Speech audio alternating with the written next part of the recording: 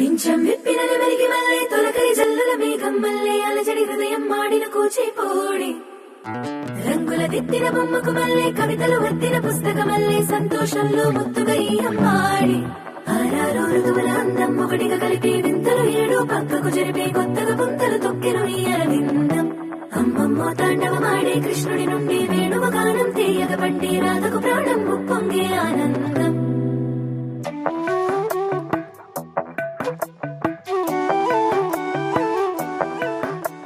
మధురము కదా ప్రతొక నడక నీతో కలిసేలా తరగని కథ మనదే కనుక మనసు మురిసినిలా ఉసురే